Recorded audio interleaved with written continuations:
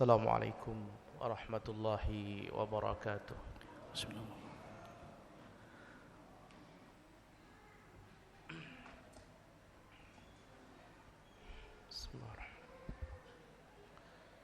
Innal hamdalillah nahmaduhu wa nasta'inuhu wa nastaghfiruh wa na'udzu billahi min shururi anfusina wa min sayyiati a'malina.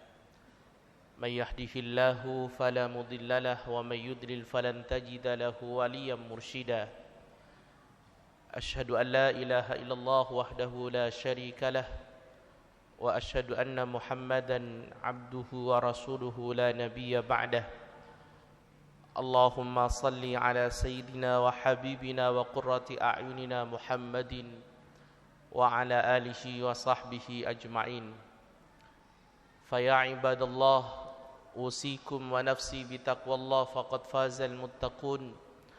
Qala Allah ta'ala fi kitabihil karim, ya ayyuhalladzina amanu taqullaha haqqa tuqatih wa la tamutunna illa wa antum muslimun.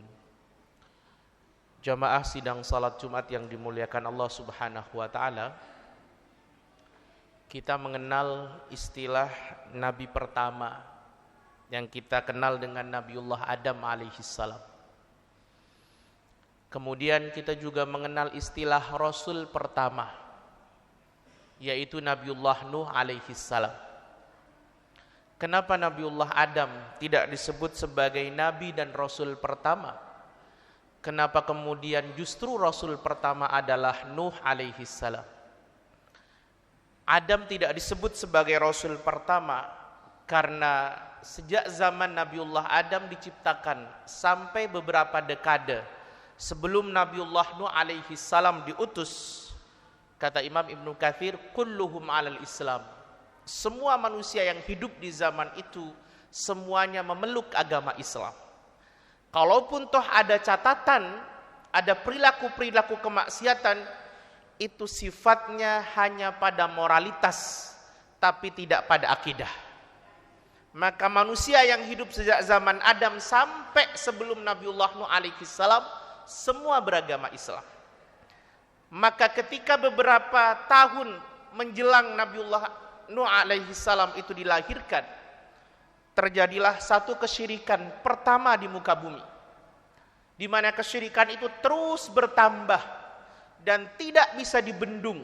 Dari satu generasi ke generasi berikutnya kesyirikan itu terus membesar, hingga akhirnya Allah Subhanahu wa taala mengutus Nabiullah Nuh alaihissalam sebagai rasul pertama di muka bumi, yang beliau punya tugas untuk mendakwahkan tauhid, mendakwahkan iman, mengesahkan Allah Subhanahu wa taala kepada manusia-manusia yang sudah berpaling dan menyembah selain Allah Subhanahu wa taala.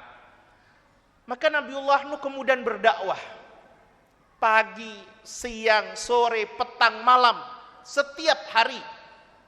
Beliau kemudian menggunakan metode secara tersembunyi, sembunyi-sembunyi atau terang-terangan, datang ke rumah-rumah dan lain sebagainya.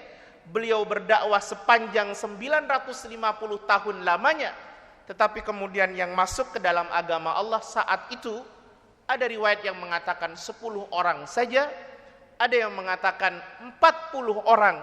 Bahkan riwayat yang paling tinggi jumlahnya mengatakan yang masuk Islam saat itu adalah 80 orang saja. Itu artinya jemaah yang dirahmati Allah, kalau kita kalkulasi 950 tahun itu dibagi 80 orang, itu artinya setiap 11 tahun masuk satu orang ke dalam agamanya Nabiullah Nuh alaihissalam. Ini satu kesabaran yang luar biasa yang ditunjukkan oleh Nabiullah Nuh alaihissalam kepada kita semua. 950 tahun yang masuk Islam hanya 80 orang saja. Jemaah yang dirahmati Allah Subhanahu wa taala, Nabiullah Nuh alaihissalam itu punya anak 5 orang. Yang pertama namanya Abir, dia meninggal sebelum terjadinya banjir bandang itu. Kemudian yang kedua namanya Kan'an atau Yam, dia meninggal saat terjadinya banjir itu. Kemudian yang ketiga namanya Ham, yang keempat namanya Sam, yang kelima namanya Yafith. 3 orang ini menjadi anak Nabiullah Nuh yang ikut agama ayahnya. Dia adalah anak salih, mereka adalah anak yang berbakti, mereka berada di atas kapal itu ketika terjadinya banjir.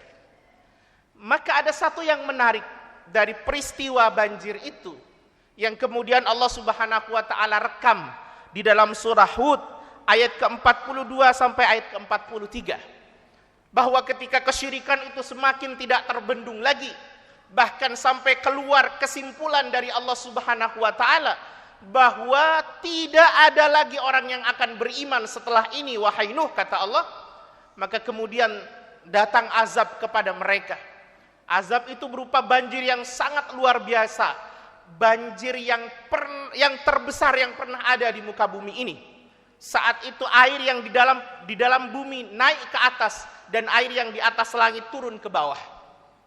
Di tengah keriuhan banjir itu, kesemrawutan kondisi waktu itu, kegelisahan banyak orang, di mana orang kemudian waktu itu berlarian untuk menyelamatkan dari banjir itu, ada satu peristiwa penting jemaah yang dirahmati Allah, bahwa saat itu kemudian Nabiullah Nuh diperlihatkan oleh Allah Subhanahu wa taala dengan anaknya.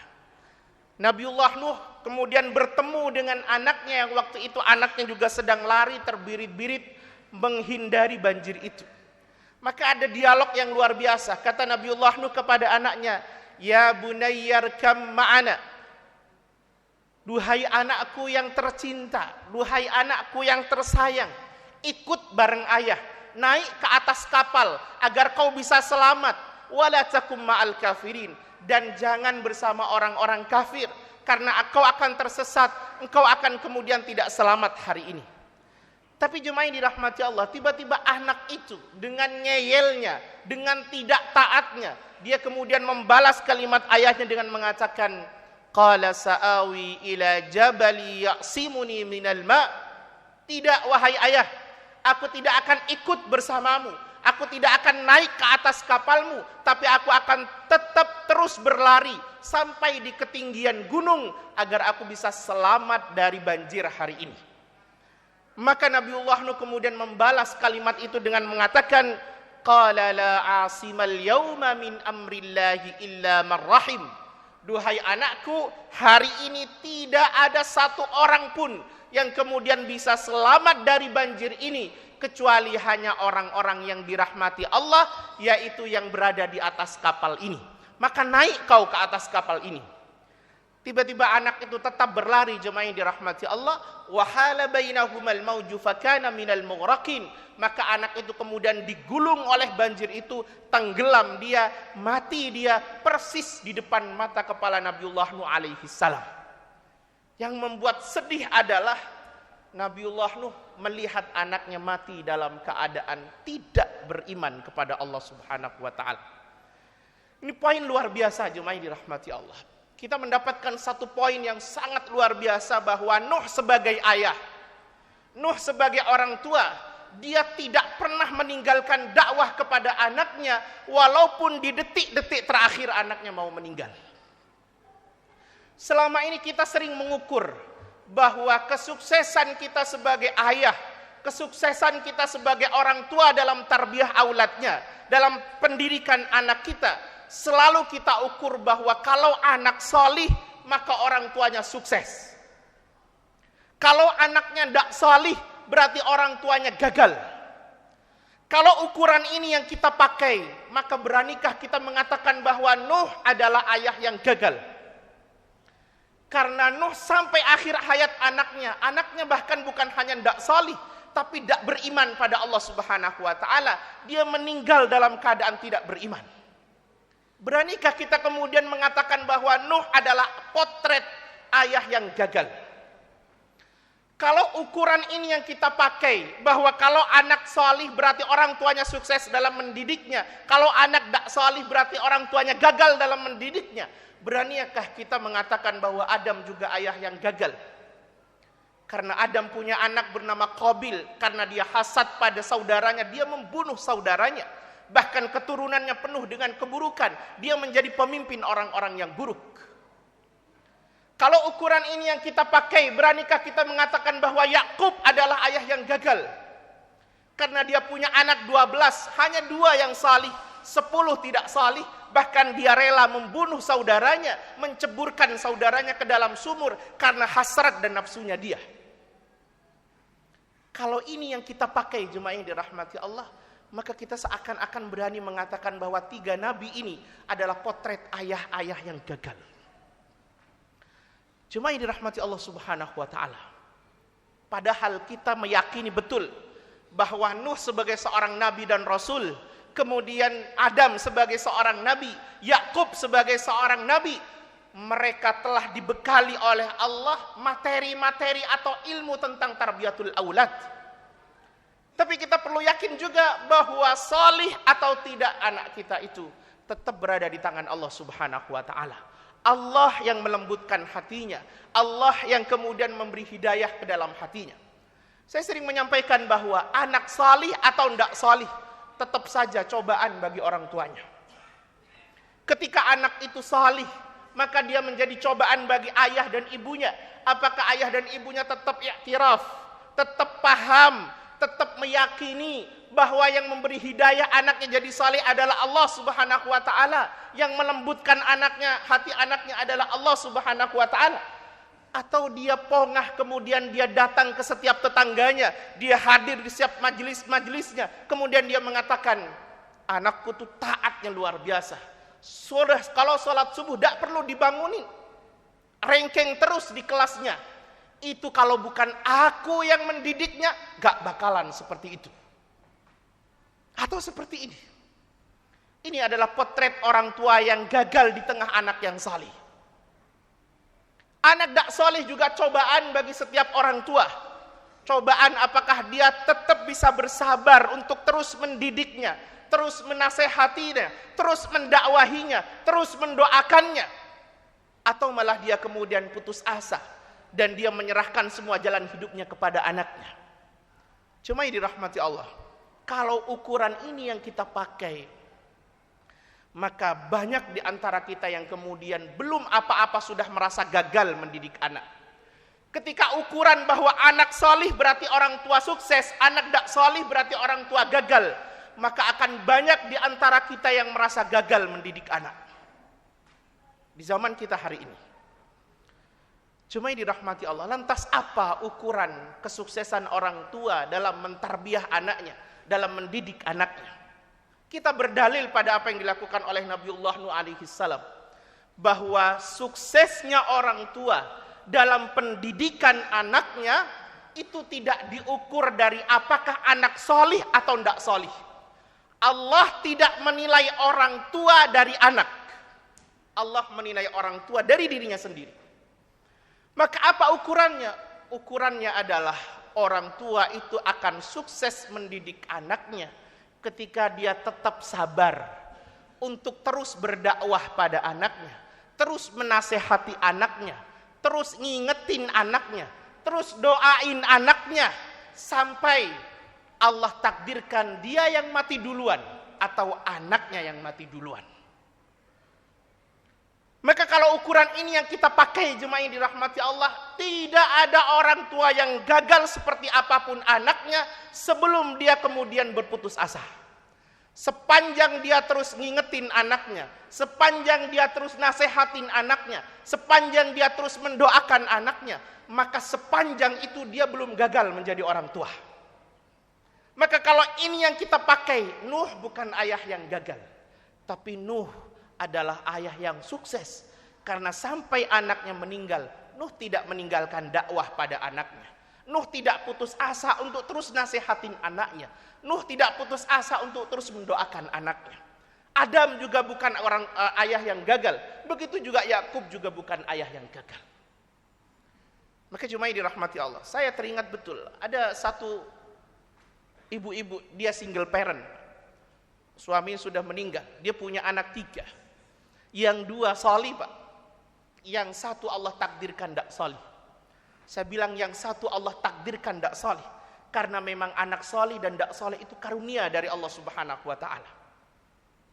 Orang tuanya mungkin sudah mendidiknya sedemikian rupa, tapi Allah takdirkan anak itu tidak salih. Tapi yang menarik adalah anak itu kecanduan narkoba. Setiap pulang larut malam selalu pulang dalam keadaan mabuk. Tapi ibunya paham betul bahwa yang menguasai hati anaknya adalah Allah Subhanahu wa taala. Sama ibu itu setiap dia pulang, dia tungguin di ruang tamunya. Ketika anak itu ngetok pintu di malam hari, ibunya yang bukain dia. Hingga suatu malam jemaah dirahmati Allah, setiap dia pulang tuh ibunya mapahin dia. Kemudian ibunya selalu berdoa. Apa kalimat doanya? Kata ibunya, ya Allah kasih hidayah pada anak ini. Ibunya paham betul bahwa yang kontrol hati anaknya adalah Allah Subhanahu wa taala. Ya Allah, lembutkan hati anak ini. Dan aku bertaubat minta ampun kepada Engkau ya Allah, karena dulu aku salah dalam mendidik anak ini. Ibunya memahami betul tentang kesalahannya. Dan rupanya doa ini didengar oleh anaknya. Setiap malam diwuduin anak itu, kemudian dimasukkan ke dalam kamarnya dan dia tidur. Hingga suatu hari jemaah dirahmati Allah, ibu ini nazak, dia mau meninggal. Tiba-tiba di dalam rumah itu tiada ada siapapun kecuali hanya anak ini. Maka saat ibu itu kemudian nafasnya terengah-engah, anak ini ingat betul bagaimana setiap malam ibunya mapahin dia, doain dia, wuduin dia, dan kemudian ngantarkan dia ke kamar tidurnya. Maka ketika ibu ini kemudian meninggal, anak ini bertaubat pada Allah Subhanahu wa taala. Saya berani mengatakan, sekiranya anak ini tetap tidak bertobat, ibu ini tetap adalah orang tua yang sukses. Ibu ini adalah ibu yang sukses. Karena sampai akhir hayatnya, ibu ini tidak meninggalkan dakwah pada anaknya. Dia tetap nasihatin anaknya. Dia tetap ngingetin anaknya. Dia tetap mendoakan anaknya seperti apapun anaknya. Maka jemaah dirahmati Allah Subhanahu wa taala, ingat, suksesnya kita sebagai orang tua bukan dilihat dari anak salih atau tidak salih, tapi dilihat sekuat apa kita, sesabar apa kita untuk tetap berdakwah pada anak kita, nasihatin anak kita, ngingetin anak kita, doain anak kita sampai Allah menentukan kita dulu yang mati atau anak kita yang mati. Mudah-mudahan ini menjadi pelajaran dan perenungan buat kita semua. Barakallahu li wa lakum fil Qur'anil azim wa nafa'ani bima fihi minal ayati wa dzikril hakim wa taqabbalallahu minni wa minkum tilawatah innahu huwal ghafurur rahim.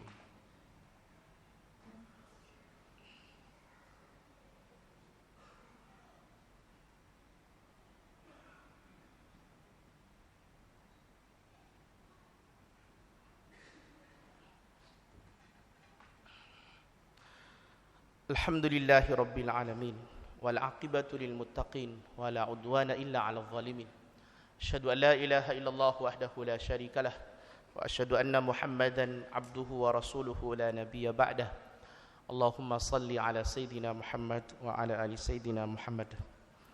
Fa ya ibadallah usikum wa nafsi bi taqwallah faqad fazal muttaqun. Qala Allah ta'ala fi kitabihil karim, ya ayyuhalladzina amanu taqullaha wal tandur nafsum ma qaddamat lighad wattaqullaha innallaha khabirum bima ta'malun. Innallaha wa malaikatahu yusalluna 'alan nabi ya ayyuhalladzina amanu sallu 'alaihi wa sallimu taslima. Allahumma salli 'ala sayidina Muhammad wa 'ala ali sayidina Muhammad. Allahumma ighfir lil muslimina wal muslimat wal mu'minina wal mu'minat al ahya'i minhum wal amwat. Allahumma rabbana zalamna anfusana wa illam taghfir lana wa tarhamna lanakunanna minal khasirin. La ilaha illa anta subhanaka inna kunna minadh dhalimin. Allahumma ij'alna wa auladana wa ahlana wa azwajana wa dhurriyyatina wa talamidhana wa mashayikhana min ahli al-ilmi wa ahli al-khair wa la taj'alna wa iyyahum min ahli asy-syarri wad-dhair waj'alna wa iyyahum min ahli al-Qur'an wa ahli al-iman. Allahumma a'inna ala dzikrika wa syukrika wa husni ibadatik.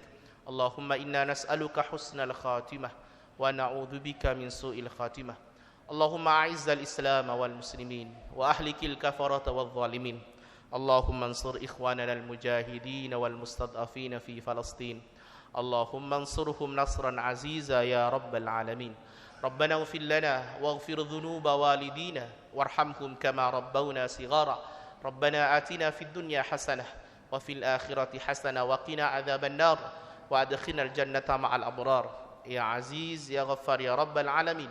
وصلى الله على سيدنا وحبيبنا وقرة أعيننا محمد وعلى آله وصحبه أجمعين والحمد لله رب العالمين. أقم الصلاة.